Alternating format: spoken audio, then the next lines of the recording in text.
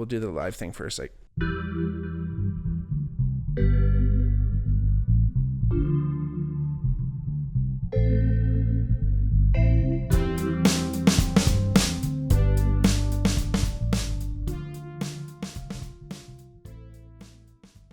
hey everybody, welcome back to the Bigmark podcast. It's me, your host, Bigmark. If it's your first time watching, welcome. If not, welcome back. Like I always say, if you're ever wanting to get a hold of us, let us know a topic, let us know something you want to hear, or correct us, or anything like that, or myself, please hit us up on our Instagram at the Bigmark Podcast, or on our Twitter at the Bigmark Pod. Check us out there, DM us, however you want to get in contact with us, hit us up there. If you like the podcast, please share with your friends. You know, we always want to grow the community, and doing episodes like today, I'm trying to bring together everyone and do things a little bit differently. So again, tell your friends, and hopefully we like-minded people get together and do our thing. If you ever wanted to donate to the podcast, check out our Patreon, patreon.com/thebigmarkpod. And please share, like the video if you're watching on YouTube, hit the notifications and subscribe to our channel so you know when the next videos are coming. And yeah, thank you again. I just wanted to always lead with a big thank you. So thank you for watching, thank you for taking your time with me, thank you for following along and contributing to the collective consciousness that is the Bigmark Podcast. Welcome to the Bigmark Kitchen. We're doing things a little bit different today. This is going to be a two-part series. I actually did an episode a while back now, a few episodes back. What am I looking at my wrist for? About bread making. I really love making bread. I really got into it over the COVID, and like many other people did. And I, kind of just wanted to do something like this because, honestly, I wanted to do things a little bit different. Actually, my buddy Scott Mallon, shout out Scott Mallon, suggested when I was doing my homebrew to do something like this. So this is a little bit of a test waters, Mallon. I'm trying it out. We'll see if it works. I'm testing the water, so to speak. But again, so sorry for the audio too. I'm trying my best. We'll see if in post if I can figure things out. But again, we're trying our best because that was one thing I neglected to figure out too, is a microphone. But this camera has one, so we're definitely catching some audio. And again, check us out on video, and I'm going to do my best today to make it engaging to the listening audience too. I know you guys are out there listening, so again, thank you.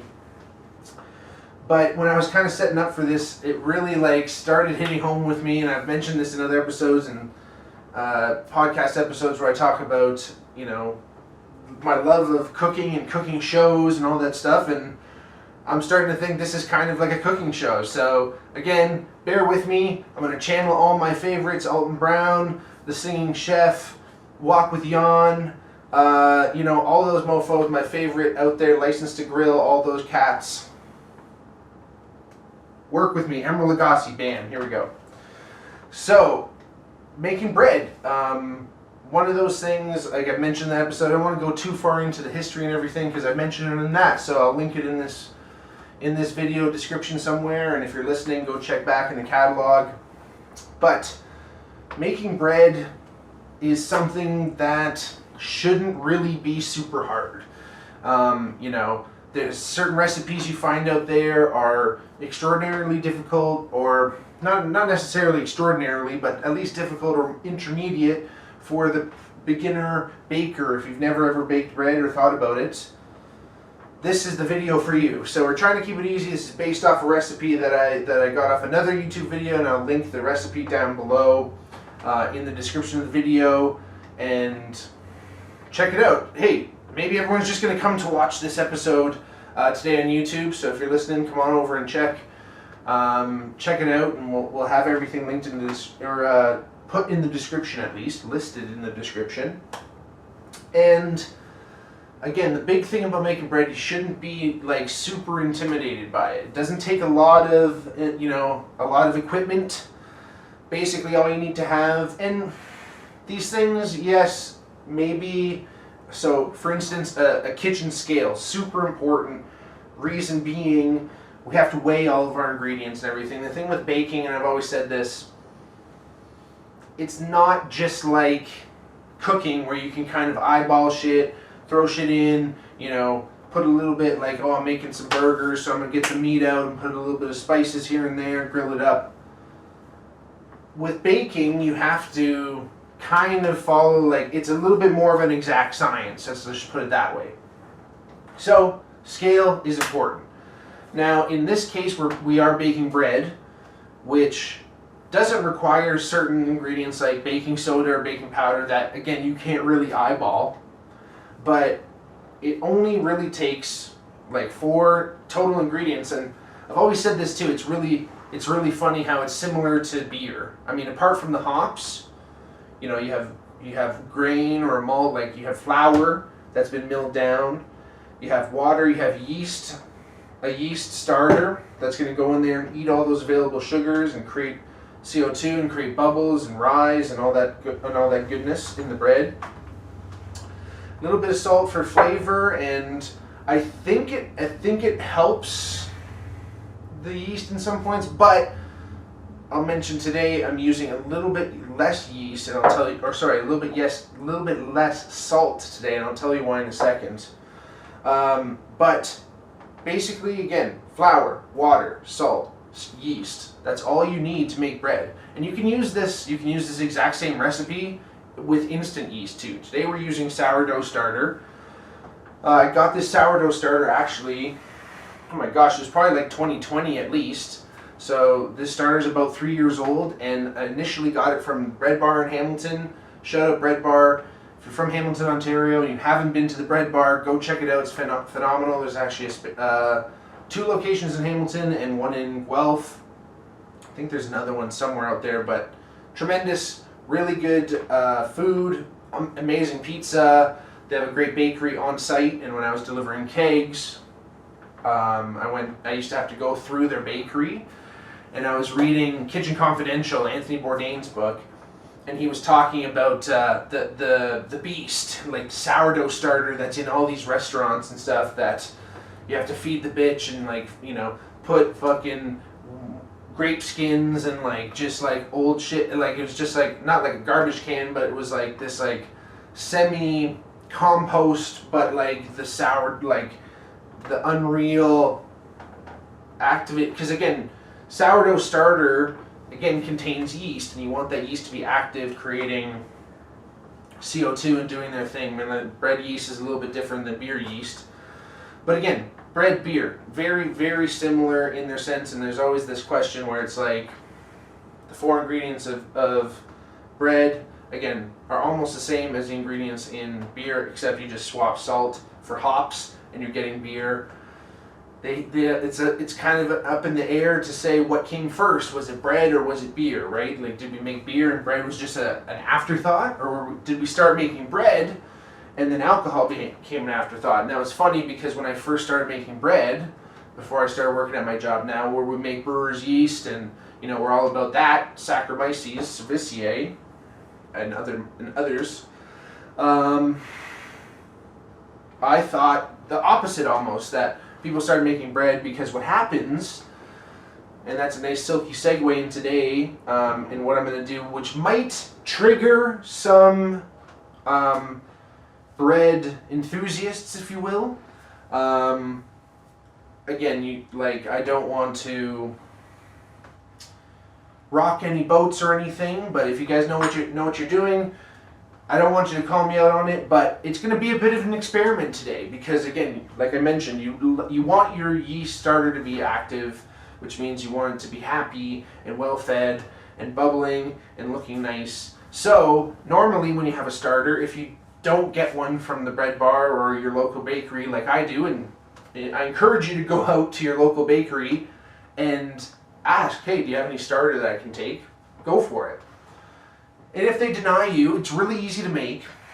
Just get a little bit of equal parts flour, equal parts water, put them together. You can add a little bit of whole wheat flour in there, organic kind of thing, to introduce a little bit more action in there. But basically you just mix equal parts flour, water, let that sit out for a day, take out about half of it, and add equal parts water, flour, add it. And again, you don't want to use big quantities. I'm talking like 50 grams at the start. Again, this is why we have a kitchen scale. 50 grams at the start, maybe 75 grams. And again, just take out that, half of it, add the same amount, and then essentially you're building up this starter, and about after a week, you'll have an active starter that you can store in the fridge. I like to store it in the fridge. Not a lot of people, or there might be some people out there that don't, but it lasts a little bit longer, and then you can feed it when it's in the fridge. You can feed it like once a month, maybe once every 2 weeks. This starter I have here today, I don't know if I've fed it in 5 months, 6 months. Oh my gosh. So, smells absolutely fine. I've brought this thing back from the dead many times. Or not the dead, it seemed dormant. I brought it back. It made great loaves. If anything, everything's still alive in there because there's still quite a bit, but it's just really inactive. So when you have a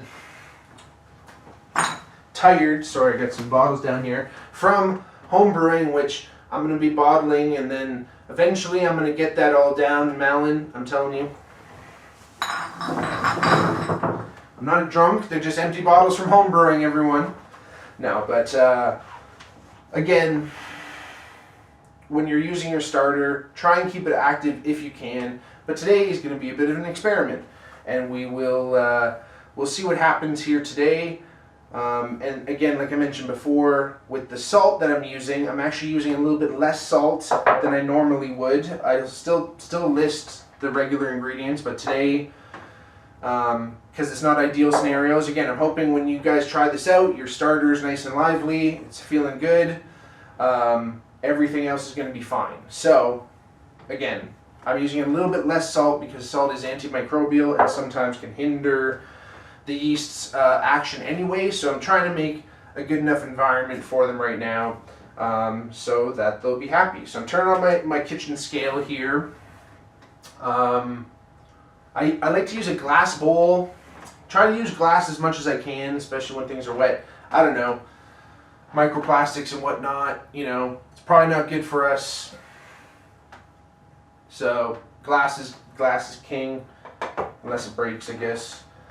So you tear that out, which means zeroing it out. So I'd like to, if you've never used a kitchen scale, this is basically how you use it. You want to put the vessel or the bowl or whatever you're going to be making the bread in on there.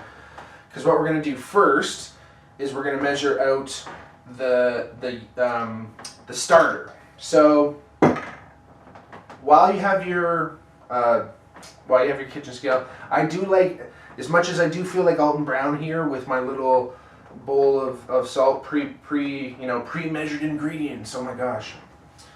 I do like to pre-measure the salt just because it's hard to measure. It's only a minuscule amount. It's only 21 grams. Like I said, I'll list all the ingredients below. It's only 21 grams of salt. So with all the other stuff in there, it's hard to measure that when you're sprinkling it in. And again, it's kind of hard to measure anyway. This is salt I got from Portugal. So kind of like rocky, so kind of had to measure it, like take it out, measure it a couple times. With this bigger, larger scale, you know, sometimes with smaller amounts, you just have to be careful how you measure it. So 21 grams of salt, in this case it's 15 grams because I don't want to overwhelm the yeast. And then we're going to start with 4 ounces of starter. I'm sorry to mess around with all the different weights and measures, but this is just kind of how like I learned how to do it, and I just found like using the grams, sorry, drop my pressing seal, using grams I think is just a little bit more accurate for this like smaller amount instead of like an 1/8 of an ounce or whatever. But for the larger measures, because we're making about 1.5 pound loaf. It's you know, good sized loaf here. Like I mentioned before, you know, we're not doing any baking today, but some special equipment apart from the scale is a Dutch oven. You really need a Dutch oven to bake the bread. So as long as you have that, everything else is just measuring cup, measuring bowls, a vessel for your starter. I use one with like a sealable lid on it, but anything with a lid that just like goes over the top will do. It doesn't necessarily have to be completely airtight. But this is how I keep it. So I didn't show it before here, but when I took this out of the fridge, there was this like kind of wart, as we call it, that went on top, which again is a beer making term, but that's a little bit, and it kind of smells boozy, but nice and like sourdough. Again, smelling anything fermented. If I learned anything from my jobs at escarpment laboratories, you know, your nose is your friend. So if anything smells really bad, again, I haven't fed this in a while. It has been sealed, but I'm taking a good whiff in it. Like initially, waft. Everybody remember your chemistry lessons in high school. Waft if you're ever going to smell anything. Don't just like sniff your, stick your sniffer in there, you know what I'm saying? Waft first, and then, again, if anything fermented, take a good whiff just to see if there's any weird off smells. And again, this is like a little boozy-ish, but sourdough smells good. Smells like not bad. Bad fermented, you'll smell it. It smells bad, you'll know when it smells bad. Anyway, I digress. So, I kind of mixed it up here. I mixed the wort back in there. And then what we're going to do is we're going to measure 4 ounces out here. So again, I tared it out here, so brought it back to 0. If you have your kitchen scale, it should have a button on it that says tare. Put your bowl on top, and then we're just going to pour the sourdough starter in. So sometimes your sourdough starter might be like a little bit like sticky, so then you'll have to just spoon it out a little bit more, but I'm just using a kitchen spoon here to kind of help out some a little bit. A kitchen spoon. I'm just using like a tablespoon, a regular like normal-ass tablespoon, and just helping out a couple chunks there maybe that's got the goodness. And we're going for 4 ounces, remember? So, you know, we don't have to be totally perfect there. Maybe there you go, 4.2. Again, we don't have to be perfect there. We'll keep that over here because we're going to use that spoon in a second. But we got our sourdough starter, our starter is in there. Things have started. We have started the bread. And then the next thing I do is I tare it out again, so I bring it back down to 0. And then I'm going to take 12 ounces of water. I'm using filtered water. Only reason being, or if you leave your water out overnight, you just want to get that chlorine out of the water. That's why I'm using the filtered water. Helps get it. I don't think it removes all the chlorine with just a filtered, normal, like British style filter. But if you can even leave your water you're going to use out overnight, again, with the yeast in mind, we're thinking about the yeast here, people. We want to give the best environment for them, and a bunch of chlorine doesn't necessarily help. So anyway, like I said, sometimes your starter might be a little bit more of a sticky consistency, almost like a really wet dough, especially depending on when you just made it, and just how its consistency is. So, what I like to do first is mix the water into the starter. This is before I put any of the dry flour in here yet. It's just the starter, and I'm just going to put water in. 12 ounces of water. So like I said, just pour it in. Take your time with it. You don't want to, it's easy to put more in if you haven't put enough in, but it's really hard to take out if you put too much in. So nice and slow, don't dump it in because all of a sudden you're going to be at 12. Again, this container basically contains, actually it only contains it actually contains 32 ounces. So again, keep an eye on it. Even your container that you should use, if it says 12 on it, put 12 in. But again, I'm using filtered water. So I just put it in this container. And I'm just going to pour out of it, and because I'm weighing it, I'm measuring it, 1 gram equals 1 milliliter of water. So I'm just going to measure it out, so I don't even have to worry about actually how much is in this vessel. So I'm going to pour it in to 12 here, continue to go nice and slow, watching for 12. Comes up quick. 11.7. More drip. There we go. So there's 12. Then I'm going to take my spoon, and this is going to introduce even like a little bit more starter, and it's not going to make a difference, but we're just going to mix that in a little bit, just incorporate it with the water. And this is going to make it that much easier to mix it in with the flour. So I got flour, baker's flour, or bread flour, important. So I was lucky enough when I worked at the brewery before, at Sean and Ed's, our kitchen staff, she was super cool. Marion, we ordered, me and another guy on the production team, Joel, was popping Joel, bought like a big ass bag of bread flour, and that was like some of the best bread flour I ever used. There's extra proteins in it. There's something else going on. I don't even really know how much is actually happening in the bread flour, but it is just better. It's good ass flour. So don't fucking just use all purpose. It was not like it's not gonna work, but bread flour helps that much more. So I pre-measured this. It's 1 pound 4 ounces. Again, sorry to keep jumping all over. Everything else is in ounces. The only thing that's in grams is the salt. But 1 pound 4 ounces of flour. And now we're going to put this in. So because I pre-measured this, we're not going to need the scale anymore. So I'm just going to move that out of here. Because basically, once I add this in, we're going to be like ready to start making dough. So, well, it's not like we haven't started, but this is where the rubber meets the road, so to speak. So we add it in. You can add in a little bit at a time. You can add in lots. Honestly, I just kind of dump it in. Again, do whatever works for you. So, and I just like mix it around. I add the salt now, just because it's a lot easier to mix in. And then like, if you're gonna use like any like added like adjuncts, I don't want to get too technical, but like, you know, putting cheddar cheese or green onions or something like that, or like everything bagel mix. This is a good time to do it. Again, if you are going to do something that's really salty, keep that in mind. You might have to adjust your salt content, because again, too much salt, bad for yeast. So that's not going to be good.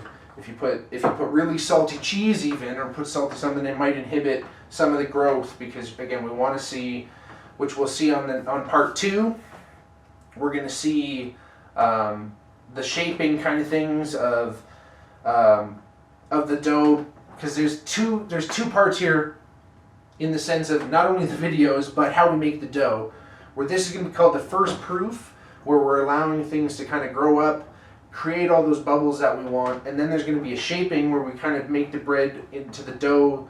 We make the dough into the bread shape that we want, and then we let that sit overnight again, so then that becomes another proofing. So it's a 2-day process essentially, all in all, from start to finish, and we're going to follow along. So anyway, you continue mixing this up here. This is pretty much a no knead recipe. You don't really have to knead it. I think essentially the only real kneading that happens here is when you're actually mixing it here like I am. You're just incorporating things, and it's kind of hard not to knead it a little bit. Again, this is supposed to be nice and simple. Bread making is easy. People have been doing it for thousands of years, since we've basically had agriculture, we've been making bread. I like to take the spoon and kind of like scrape down the edges of the bowl here, make sure I'm getting all that dry flour and then all that goodness on the sides. Gets pretty sticky on us here. I don't want to do the math, but if you guys want to, you can check out, like you can figure out the hydration of the bread, and that's always something important, because that's essentially how much water content is in the bread. Funny enough, how novel, right? That kind of leads to different consistencies. So you can kind of play around with it, adjust the water content, do all that kind of fun stuff, and make your bread your own. Like, I basically have followed this recipe verbatim ever since I've done it. Maybe I've adjusted a little bit by doing the grams and the salt, so who knows, minuscule changes. And then obviously your starter is always gonna affect your dough differently, and the starter that's in your place is going to be a different starter that's in someone else's. And again, even though I got this from Bread Bar, it's now changed and become something so different, which is amazing. So again, even just getting some of the bits off my hands here, getting it on, and just going to clean off some of the mix here, because the next thing we're going to do Sorry if that's brutal. This is why we wear an apron, people, because it's nice. So then we're going to take some of this press and seal here. You can just use like saran wrap, whatever. I don't know. I find the press and seal is really easy to use. I'm not sponsored by Glad, but I'd be glad to. And I'm just going to cover this. So I'm just going to like seal off the bowl here. Do my own drum head technique here. You know, you don't have to get too specific with it, but I like to get it nice and tight. Do opposite ends, just like I'm doing a drum head or like doing a tire, because I'm wild. And boom, just like that. Not bad. You can go a little tighter here. That's what we want to hear, people. And then sometimes I'll grab a marker, sometimes I'll write on here, and I'll mark the time on here so I know, okay, I'm going to give this at least 12 hours. If you look at this, if you come back in 6 hours and nothing's happening, don't worry. If you come back in 8 hours, don't worry. Give it at least 12 hours to sit and rise, and still, if nothing's happening, give it all the way to 24 hours. A lot of my breads, because I'm lazy and I don't always feed my starter, my starter's not always like super happy-go-lucky. It's usually, again, just kind of waking up. And sometimes you can overfeed it, but it hasn't failed me yet. Go starter. I love you. Give it positive vibrations. It absorbs all that. And again, give it 24 hours still. Let it happen. And as long as it's risen a little bit, sometimes, honestly, I've had it like in 12 hours when my starter is, I've just fed it and it's super happy and it's really bubbly, where the saran wrap or the whatever on top, the seal, is bubbling, almost bubbling over, and then you take that out and you shape it down. So as long as you can get it to rise a little bit and get a little bit of action, you're going to get a bread. Maybe it's not going to be perfect. Again, we want to have the ideal scenario if you're going to be making bread. But in this case, we're going to give it 24 hours, let it rise, let it do its first proofing, and then we'll take it from there. This was so much fun. Oh my gosh, I hope it went well. We'll see. You see in post. But again, thank you so much for watching. Let me know how it went. Please reach out. Please let me know in the comments. Wherever, let it be known that this is Mark's first ever real cooking show. I love it. Maybe we'll even do a barbecue one. We'll see how it goes. But again, thank you so much for watching. This was a really fun episode. If you ever want to reach out to us, check us out on our DMs, or hit us up on our DMs on Instagram at the Bigmark Pod, or on Twitter at the Bigmark Podcast. If you ever want to donate to the podcast, check out our Patreon, patreon.com/thebigmarkpod. And if you ever did like the podcast, please rate us, give us a good review, like and subscribe to the video if you're watching. And again, thank you so much.